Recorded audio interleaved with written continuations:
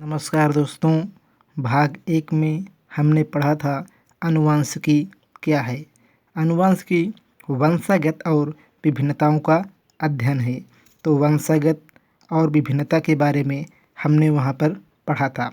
उसके बाद हमने आनुवंशिकी का इतिहास पढ़ा था।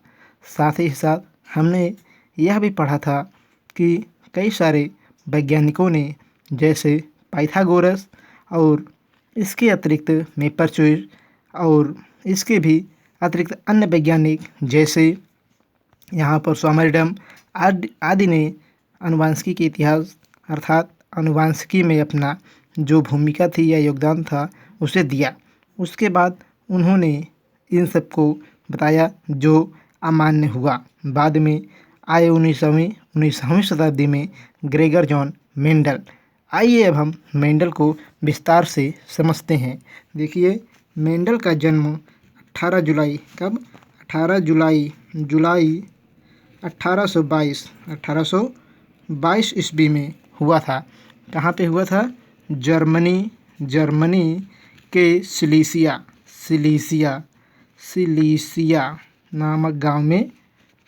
सिलीसिया नामक गांव में हुआ था। तो हमने ये देखा, ये जो थे कैसे थे? जर्मन थे, ये जर्मनी थे एक प्रकार के मानिए। और ये ऑस्ट्रियन पादरी थे। क्या थे? ऑस्ट्रियन, ये IMP है आता है, ऑस्ट्रियन पादरी थे। तो आपने ये देखा।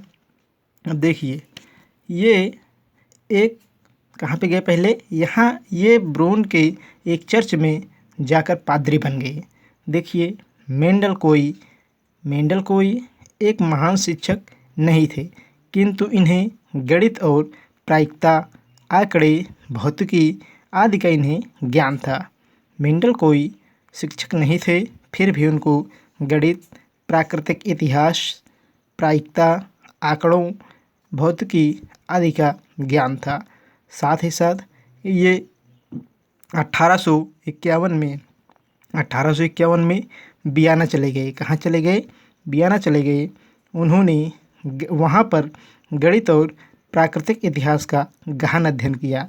1851 में ये वियना चले गए और वहाँ पर जाने के बाद इन्होंने गणित और प्राकृतिक इतिहास का गहन अध्ययन किया।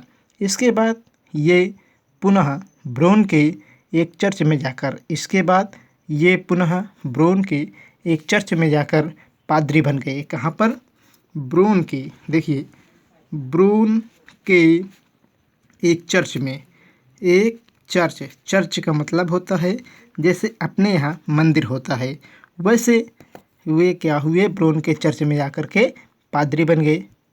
चर्च के मालिक ने इन्हें 3 काम सौंपा। पहला काम दिया कि चर्च में अपना ज्ञानार्जन स्वयं करें, मतलब जो पढ़ने गए थे वो पढ़ाई करें, साथ ही साथ अपना जो भी ज्ञान प्राप्त करना है ज्ञान प्राप्त करें। दूसरा काम दिया इनको कि चर्च के आरी बगल जो भी जगह खाली थी, ज़मीनें खाली थी, उसमें उन्होंने कहा कि आप इसमें सब्जियां उगाइए, क्योंकि चर्च के पादरी जो होते हैं वे चर्च के ही रिसोर्सेज का इस्तेमाल करते हैं। और तीसरा काम ये दिया कि आप अपने खुद पूजा पाठ या जो भी आराधना करना है चर्च में करिए। तो 3 काम इनको दिया गया। मेंडल एक जिज्ञासु प्रकृति के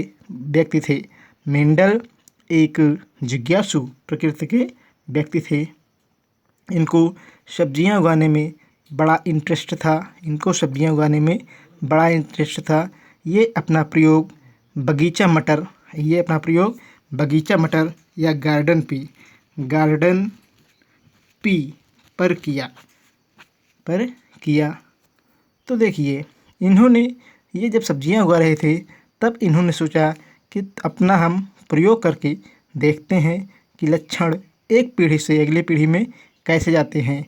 आइए हम इन्हें प्रयोग करके देखते हैं। इन्होंने वैज्ञानिक अनुसंधान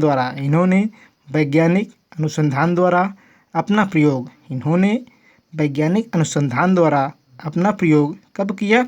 1800 देखिए 1856 में ईस्वी में आरंभ कर दिया।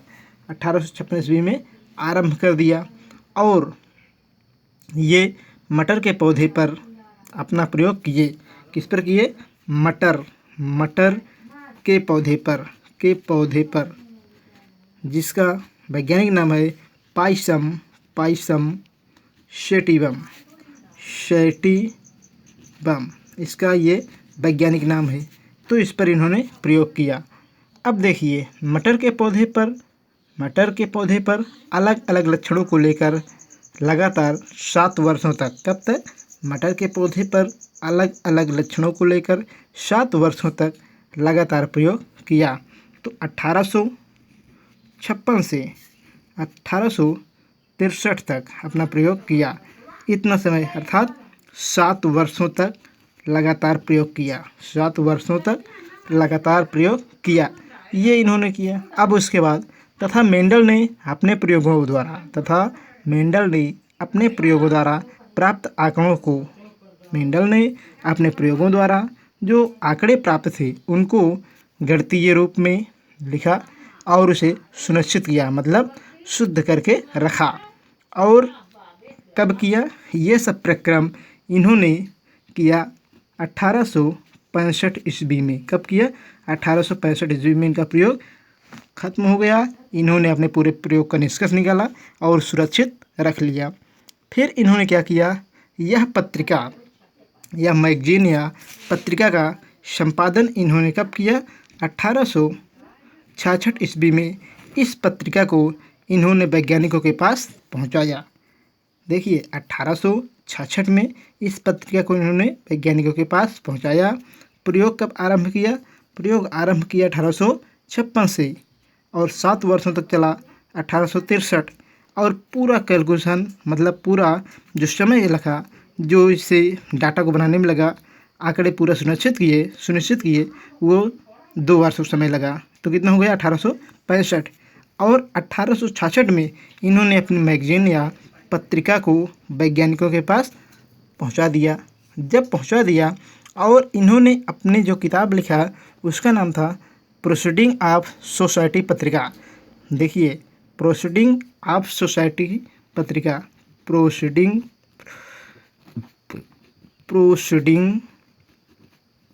ऑफ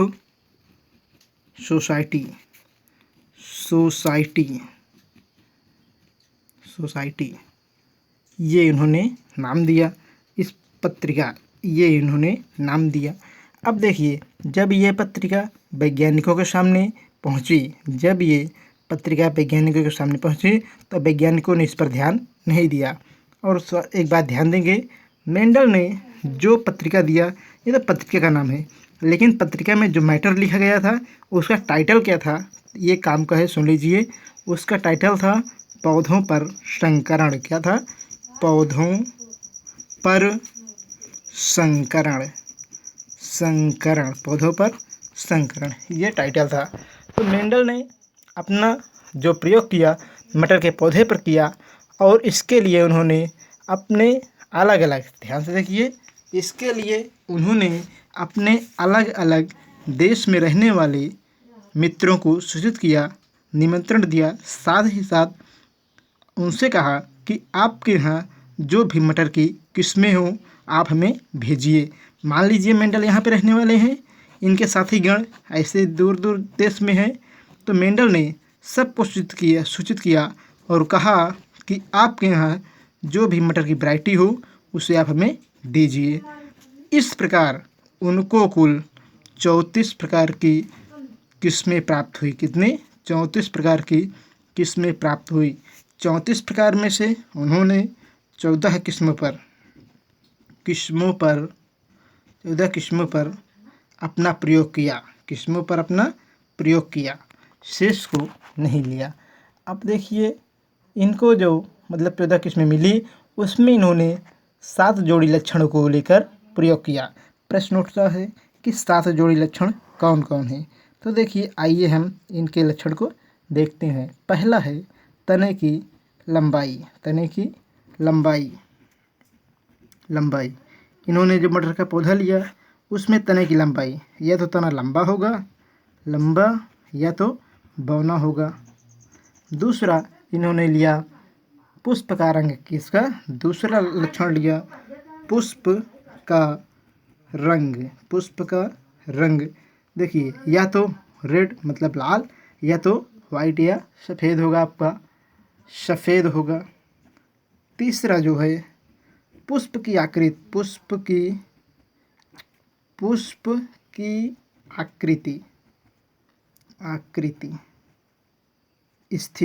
पुष्प की स्थिति। तो देखिए पुष्प की स्थिति जो होगी वो शीर्षस्थ या कक्षस्थ, एक्सियल या टर्मिनल, ये हो जाएगी आपकी एक्सियल टर्मिनल ये हो सकती है। उसके बाद है बीज का रंग। देखिए बीज का रंग कैसे होगा, या तो पीला या तो हरा होगा, पीला या हरा। अगला है आपका बीज का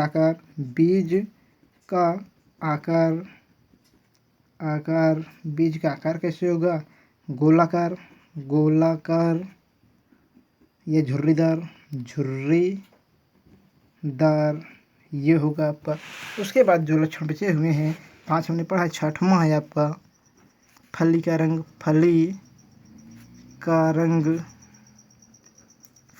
रंग या तो हरा या तो पीला होगा। उसके बाद 7वां है फली की आकृति फूली हुई या चपटी। तो ये हमने देखा मेंडल के लक्षणों को जिस पर मेंडल ने अपना प्रयोग किया था। ये कुल 14 लक्षण थे, अर्थात 7 जोड़ी लक्षण थे। एक बार हम पुनः इसे देखते हैं। पहला तने की लंबाई, या तना लंबा होगा या बौना होगा। दूसरा है पुष्प का रंग, लाल या सफ़ेद होगा। तीसरा है पुष्प की स्थिति शीर्षस्थ या कक्षस्थ, एक्सियल या टर्मिनल। अगला है बीज का रंग या तो पीला होगा या तो हरा होगा। बीज का आकार गोलाकार होगा या झुर्रीदार होगा। ये हमने देखा। अब हम पढ़ेंगे मेंडल की सफलता के कारण। मेंडल की सफलता के कारण देखिए, पहला है मेंडल ने अपना प्रयोग मटर के पौधे पर किया जो 1 वर्षीय पौधा है। यदि मेंडल अपने प्रयोग में पीपल या बरगद के वृक्ष को चुन लेते तो क्या ये सफल होता? वे असफल होते, क्योंकि ये बहुवर्षीय पौधे हैं। दूसरा कारण जो था मेंडल ने मटर के पौधे पर अपना प्रयोग किया, किंतु यह ध्यान रख करके कि उसमें मिश्रित लक्षण ना हो। क्या ध्यान दिया? क्योंकि उसमें मिश्रित लक्षण ना हो, इसलिए वे सफल रहे। जबकि अन्य वैज्ञानिकों ने अपना प्रयोग मेंडल के जैसा ही किया, लेकिन वे असफल रहे इन सभी कमियों को लेकर के। अगला हमारे पास है, अब इसमें हम देखते हैं कि जो लक्षण स्पष्ट हों, मतलब एकदम क्लियरली हों, जैसे लाल पुष्प, फिर है आपका सफ़ेद पुष्प, तने की लंबाई या तो तना लंबा होगा या तो बौना होगा। तो हमने ये देखा। उसके बाद हम अगला देखेंगे, मेंडल ने अपने प्रयोग में 1 या 2 जोड़ी लक्षणों को लेकर। तीसरा है हमारे पास कि मेंडल जब अपना प्रयोग किए तो मेंडल अपने प्रयोग में केवल 1 या 2 जोड़ी लक्षणों को लेकर ही प्रयोग किया, जबकि अन्य वैज्ञानिकों ने कई सारे लक्षणों को लेकर प्रयोग किया या कई जोड़ी लक्षणों को लेकर प्रयोग किया, इसलिए वे असफल रहे। फिर हम आगे देखेंगे कि मेंडल के पहले एक वैज्ञानिक थे कार्ल र्यूटर ये ऐसे महान वैज्ञानिक थे जिन्होंने मेंडल की तरह ही या मेंडल के समान ही अपना प्रयोग किया था, लेकिन मेंडल सफल रहे, ये असफल रहे।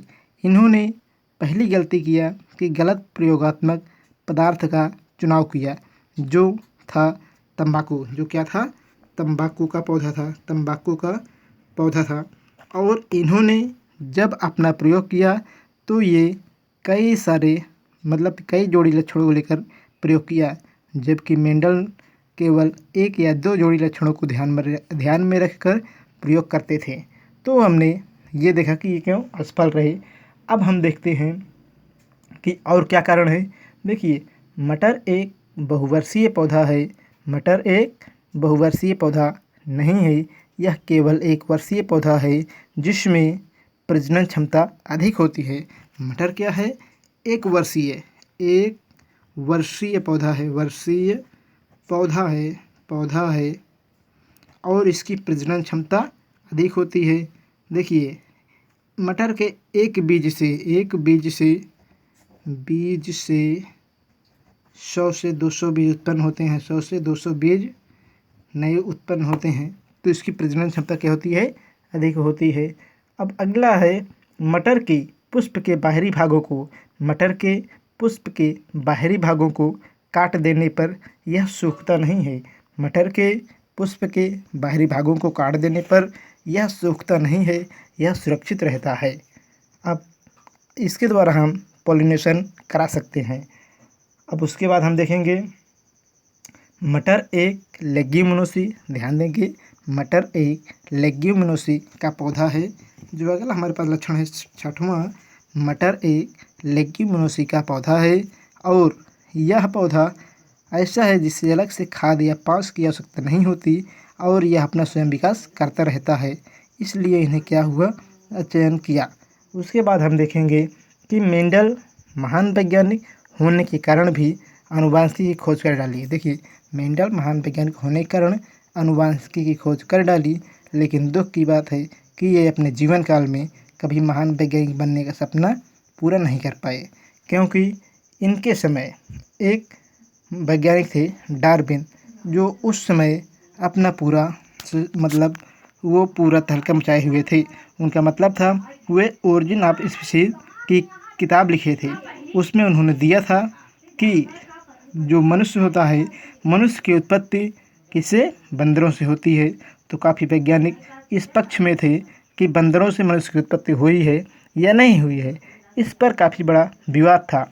उसी समय मेंडल ने अपनी पत्रिका को प्रकाशित किया। जब प्रकाशित किया तो इस कारण से वैज्ञानिकों ने उस पर ध्यान नहीं दिया और मेंडल की मृत्यु 1884 में हो गई। कितने में?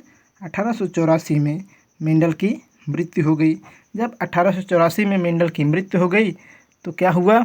ये जो मेंडल की मृत्यु हो गई उसके बाद 3 वैज्ञानिक, ध्यान से देखिए, उसके बाद 3 वैज्ञानिक सरमार्क, दूसरा है, पहले हैं सरमार्क, दूसरे हैं कोरेंस तथा डीब्रीज ने अलग अलग देशों में रह करके अपना प्रयोग किया और वही परिणाम प्राप्त हुआ जो मेंडल ने बताया था और उन्होंने इसको मेंडल के नियम से घोषित किया। क्या किया इन तीनों वैज्ञानिकों ने अपना प्रयोग किया मटर के पौधे पर और वही परिणाम प्राप्त हुआ जो मेंडल ने बताया था। मेंडल एक पादरी का जीवन जीते रहे, वे महान वैज्ञानिक बनने का सपना नहीं देख पाए, जिसको हमने आपको बता दिया जिसके बारे में कि डार्विनवाद फैला हुआ था।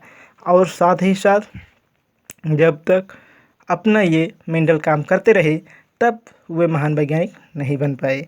अब हम यह देख चुके हैं कि मेंडल के नियमों की पुनः खोज 19वीं शताब्दी में हो गई और 3 वैज्ञानिकों ने किया। कौन? सरमार्क, कोरेंस तथा डीब्रीज ने किया। सरमार्क ने मेंडल के नियमों को नियम के रूप में दिया।